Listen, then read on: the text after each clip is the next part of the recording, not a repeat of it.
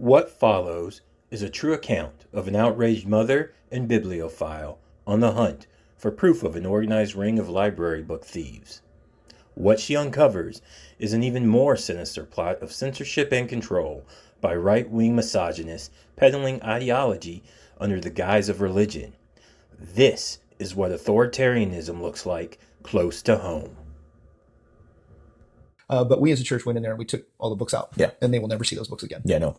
We check them out. If they get more, we'll do it again. We'll keep checking it out. We got a lot of people that can just go in there and check out these books and they'll never return. All right. So tell me about the church. Why did you even go down this rabbit hole? All right. So when Slider sent that video yesterday, right, or not the video, that comment about how there is a church in Shelbyville that is stealing books from the library, LGBTQ plus books, so that other people can't access them, and they're not returning them.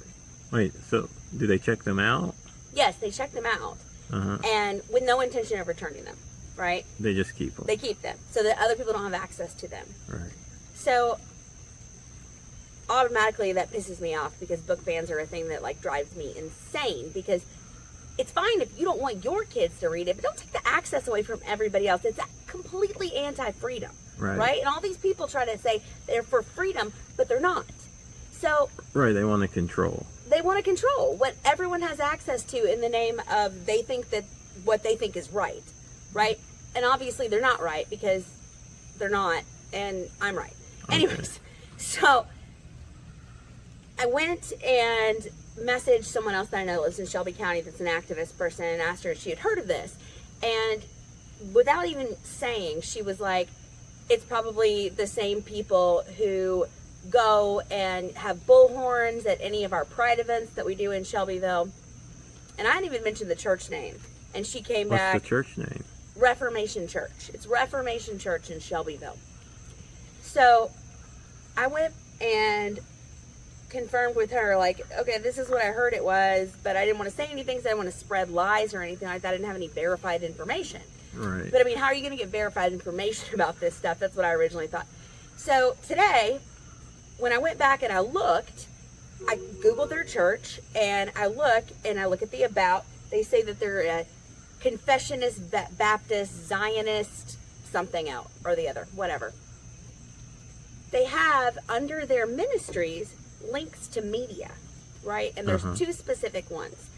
And one of them is called Snake at the Table, where they talk about uncomfortable conversations, right? So this is the official web page for the church.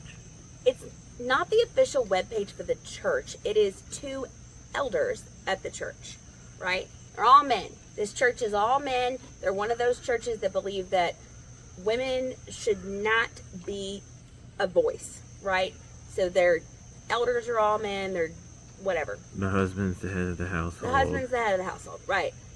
So I'm in there thinking, there's no way I'm going to find any sort of like proof, but let me see if I can at least see what these people are about, because like, know thy enemy, to quote the Bible, right? So, or maybe it's not the Bible, maybe it's Shakespeare. But anyways, so I start watching these videos, and oh my God, like, it's...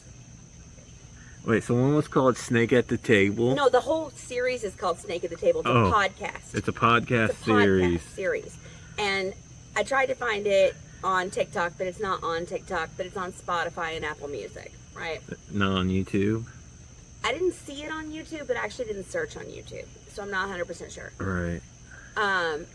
But they have, I don't know, maybe 50 podcasts in there. And they're pretty detailed, right? Like, gotta give them that credit.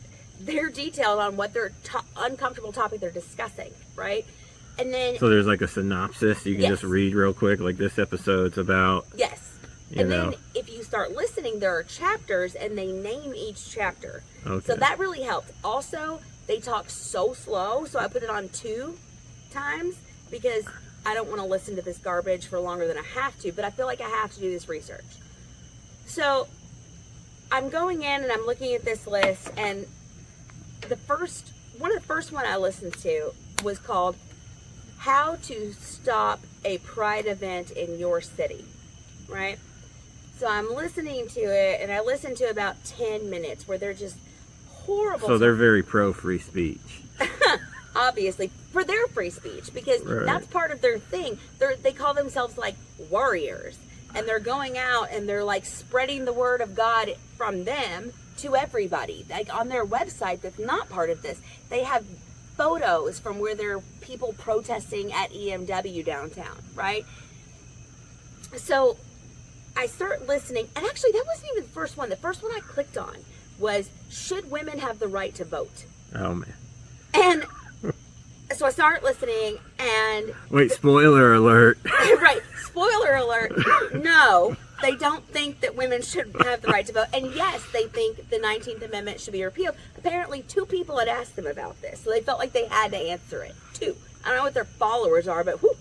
Anyways, like, so they're saying that, you know, there are people that are women that have vested interests in the house or in the running of the country, and they don't have husbands. So they should have representation, right? So that's why they think that they're part of this whole movement where, like, the husband votes on behalf of the household. Yes, that's exactly what they said, household votes. Let's go back to these jerk faces who want to take away the right of women to vote and stop pride events in the...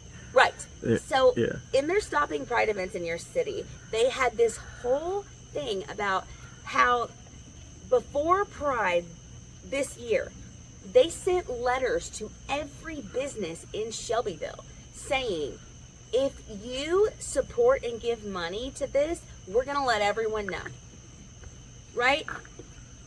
So they thought it would make these businesses ashamed to have everyone find out that they donated to support a pride event. Right, and apparently I didn't dig deep into it, but from what they said, they didn't raise as much money from local businesses as they had in previous years. So they had to get money from some deep pocket lawyers to be able to have their event. But then they talked about how there was a local community that had a local business that had drag shows once a week, and they protested out in front of it, and that eventually that business got shut down. And I cross-referenced this with their Facebook page, and they made a post, and they were like, well, if it was doing well, then it wouldn't have shut down.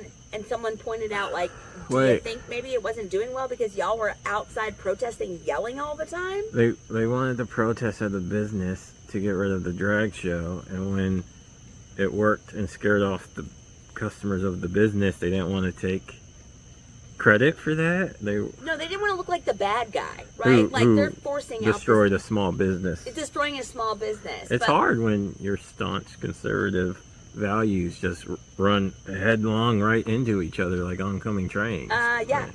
So they pointed that out. Individual liberty, everyone should get to do what they want, and a business should definitely get to decide what sorts of things go on at that business.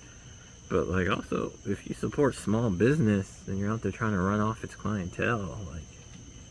Well, that's the whole point, is that they don't believe that. No. They say over and over again about how, in this episode that I listened to, they talked about how there are still laws against being gay in Kentucky on the books, and the politicians just choose to ignore them.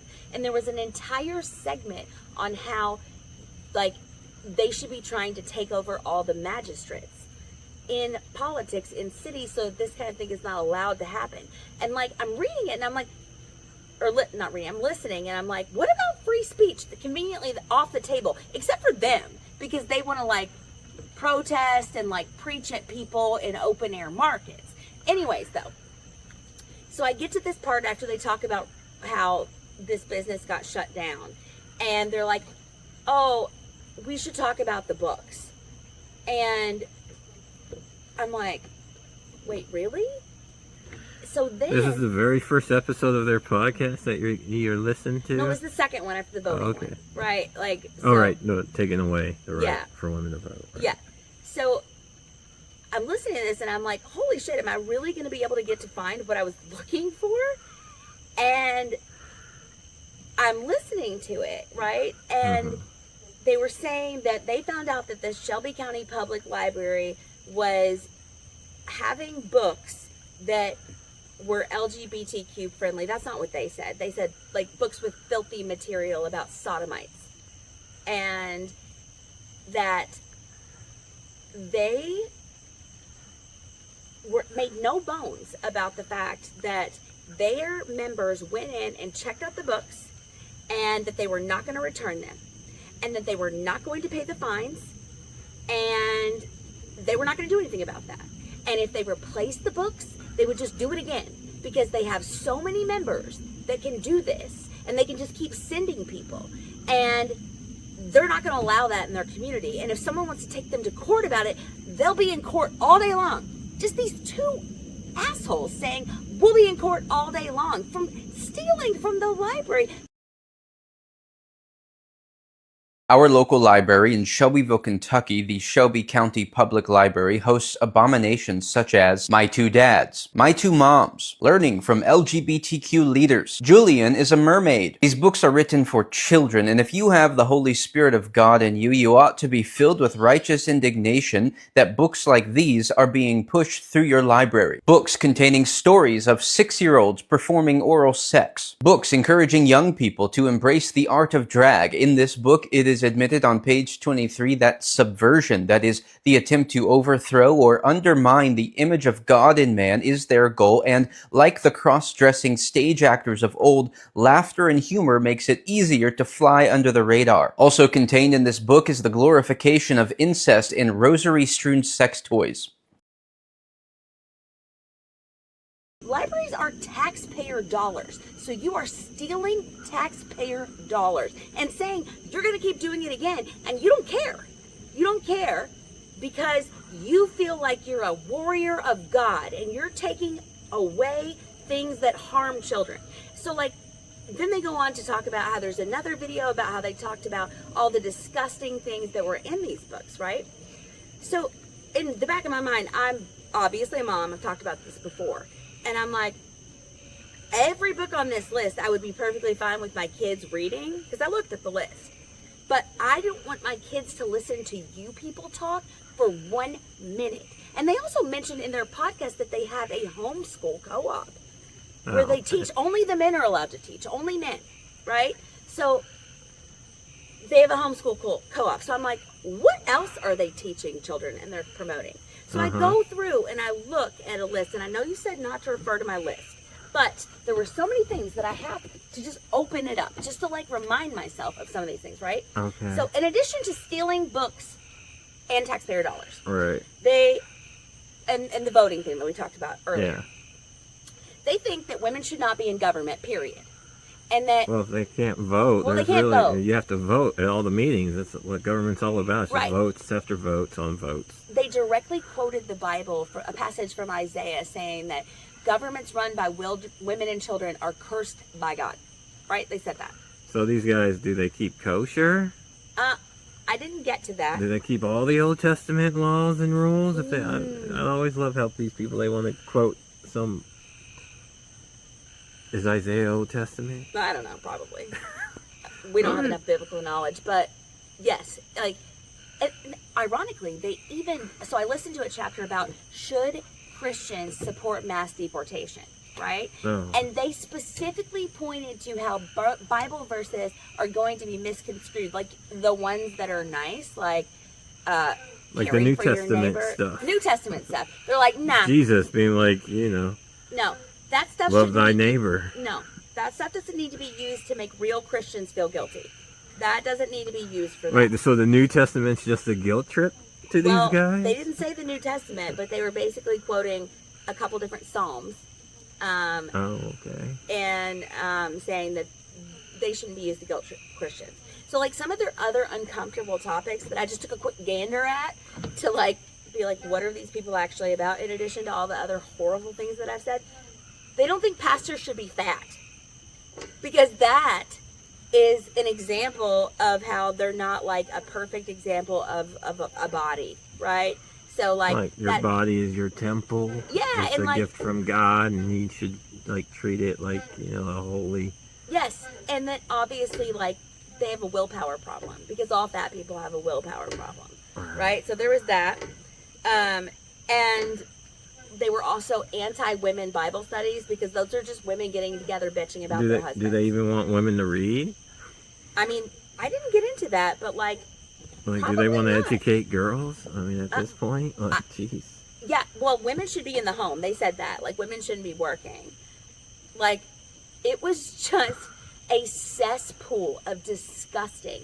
And, like, they have, like, their whole thing about being warriors of God and, like, they're training their young men to come up in the church. It was fucking red pill shit, right? Like, I mean, this is like Charlie Kirk in a church, right? Right. And, like, I looked at their webpage. They have 1.8 thousand followers. I also checked to see who follows them. Only one person I know, which seems like a positive to me. But these people are in Shelbyville. We're so close to Shelbyville. And, like, this is like that crazy church that's always on the news, and I can't think of the name of it. But, like, The Hillsboro Baptist Church. The Hillsboro Baptist Church. Like, I mean, they are literally for everything that is Christian nationalist, pro-Trump, pro-MAGA, but, like, to the point that, well, to my earlier point, they're right down the road. And, I mean, I'm not an idiot. I know these people exist in this state, but this has not come up. And, like, the person that I talked to that mentioned them first was like, yeah, none of the other churches in this county act like this. But, like, they also, I didn't even talk about this. So their other media arm is a TikTok, right? So this is a TikTok. It's called Holy Nope, right? Which is ironic because I watched a couple and was like, Holy Nope, you know, like, And that guy that was on Facebook, the video that I sent where he was reading the pieces of or talking about the books in general, I don't even know how he's famous because he's so boring on that video. Like, his voice is crazy weird. And, like, I can't even get into that mustache. Gross. But, like, aside from his looks, which is not a nice thing to say, like, there's nothing engaging about this video. And maybe I should go back and watch some more, but I'm just really hesitant to give extra follows to someone like that. Or extra, not follows, I would never follow. That made me think of a thing earlier. That reminds me. Yeah? Like, I wonder if someone could pull a report at the library of, like, you know, title searches, because, like, they'll have the most for all of the LGBTQ plus books if they're searching it every week to make sure they haven't replaced it yet. They made a list of all the books. I have it. I screenshotted it. Right. You know what I'm saying? So, like, you know, if they're, like, logging into the library website to see if they've replaced it, they have to look. Like, they're going to have, like, 300 looks for, like, you know, my two dads. When, like, the average gay couple has, like, you know, 5 to make sure, oh, yeah, no, I keep meaning to add that to the list. Right? Right. So, like, you know, they're the ones convincing the library they really need to replace it. Like, look how badly these people, Right. There's a demand. There's this huge, we had 8,000 searches for these LGBTQ books in the last month alone. So, like, And they're not even all LGBTQ books. And again, I have to refer to this because I can't remember the name of a million different books. But when I looked at them, they're also, I don't even feel bad calling out these people after I looked at this, because they made a post and they're like, who to contact, and they put the librarian, the head librarian, and the administrative assistant, their email addresses and their phone numbers on their church page, right? So they just don't care. Like, they are aggressive in their they're crappy public views. officials, right? They are. But, like, I would love to put these people on blast. Like, Right. I don't even remember their names right now because they're kind of boring. But I'm sure I could find them. But anyways, this one book that they put in here, Puberty is Gross but Also Really Awesome. That's one book that they have on their list because there is a section that says it's possible to have a crush on someone of the same gender. Second book, Everything You Wanted to Know About Puberty, because they talk about masturbation. Like,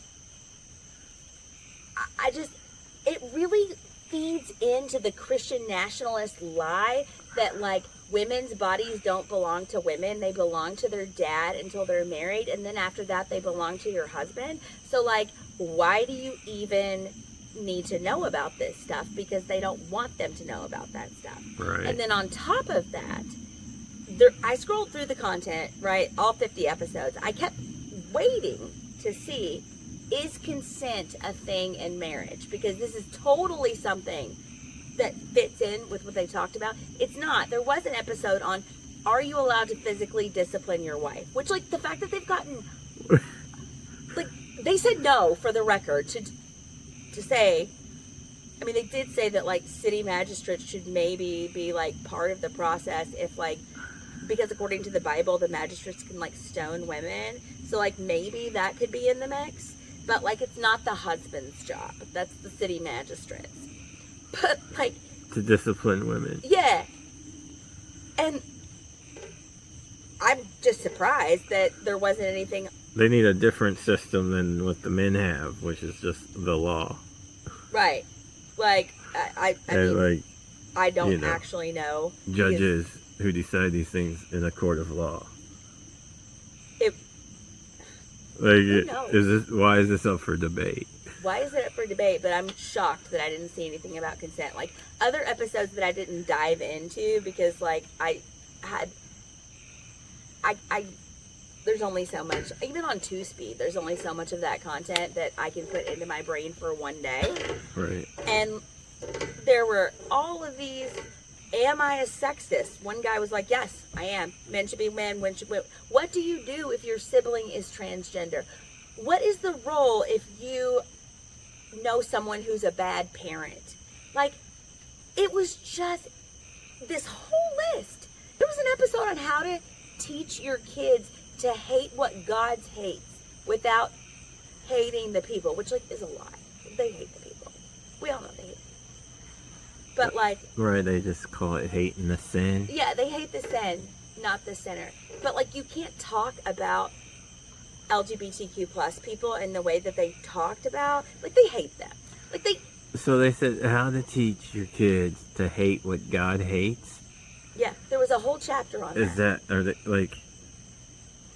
That's the message? Yeah. Like hate what God hates. Hate what God hates. And God hates sin. And all these things are sin. And I'm, to kind of circle back in my long rant. The God of love? The God of love. But he's not the God of love for them. They're warrior folk. Like, their fucking logo is like some sort of, it looks like something that's on the front of like a, I can't think of the Holy Wars, Crusades. Like, it's on, like, the front of a Crusades tunic. It's totally supposed to be like that also. Like, that's the vibe they're going for. And it's... This is like bro-religion? Yes. It's cringe. But, to circle back to... You think they all work, like, if, like...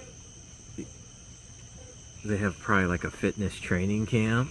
Well, I mean... Pastors can't be fat. They can't be fat. So, like, I'm sure that they have some sort of fitness training camp. But also... When I think about, like, one guy on there was talking about how he has 7 kids, and I'm like, man, I can't even imagine what your kids are being taught about the way life should be lived.